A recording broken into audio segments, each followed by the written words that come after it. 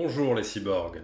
Dans cette vidéo, on va tenter de comprendre pourquoi les personnes qui interagissent sur Internet ont plus tendance à s'insulter, à parler sans nuance, etc. Bref, on va parler d'un aspect de ce que j'ai nommé la transparence digitale. Générique.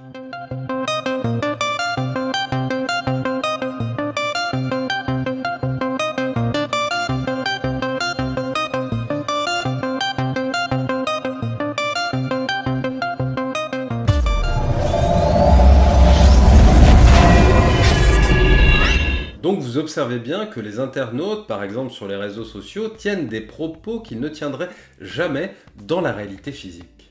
Le psychologue américain John Soller a appelé ce phénomène l'effet de désinhibition ou plus simplement encore la désinhibition en ligne.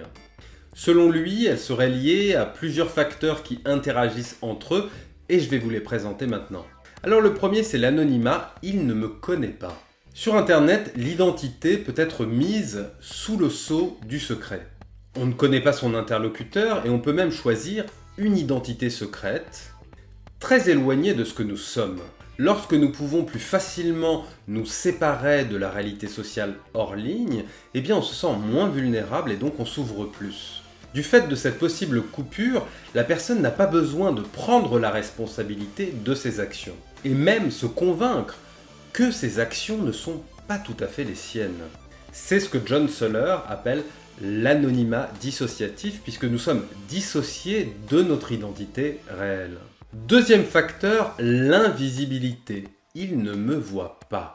Dans de très nombreuses situations sur Internet, les autres ne peuvent pas nous voir. Le pouvoir d'être caché va avec l'anonymat. Puisque l'autre m'est invisible, je n'ai pas à me soucier des attitudes des autres. Apercevoir un froncement de sourcils, un hochement de tête et d'autres signes de ce genre freinent ce que nous pouvons exprimer. Internet permet donc le contraire, libérer la parole, un peu comme sur le divan quand le psychanalyste n'est pas visible pour son patient. Non mais qu'est-ce que je suis en train de dire? Qu'on est moins freiné dans ses pensées avec son psy et donc qu'on passe plus facilement à l'acte? Ah oui, peut-être. Et même que ça s'appelle le transfert. Par ailleurs, ces gants, c'est pour me camoufler et apparaître anonyme en me cachant? Mais du coup, je pourrais me montrer plus agressif. Troisième facteur, les réactions retardées.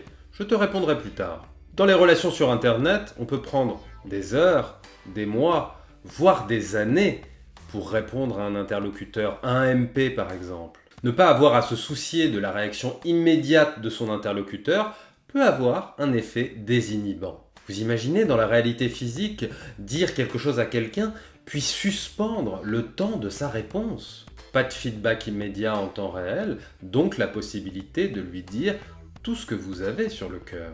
Quatrième facteur, l'introjection solipsiste.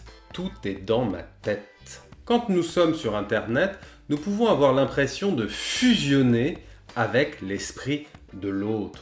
Par exemple, si je lis un message d'une autre personne, je peux avoir l'impression que ce message est une voix dans ma tête. C'est-à-dire que je ne parviens pas à me différencier de l'autre, à différencier mon esprit du sien. Ce compagnon en ligne devient un personnage dans ma tête. Or, bien entendu, quand nous nous parlons à nous-mêmes, nous disons des choses que nous ne dirions pas à d'autres. Nous sommes dans notre moi. J'en parlerai dans une autre vidéo sur le moi cyborg. Cinquième et dernier facteur, la neutralisation des statuts. Nous sommes égaux. Dans les échanges sur Internet, nous ne voyons pas nécessairement les signes de statut ou de pouvoir. En plus, l'idéologie d'Internet véhicule des idées égalitaires, horizontales à l'image de Wikipédia. Du coup, dans les échanges sur Internet, on peut se comporter avec une figure d'autorité comme on se comporterait avec un ami ou avec le premier venu. Voilà, j'espère que cette vidéo vous a plu sur l'effet de désinhibition.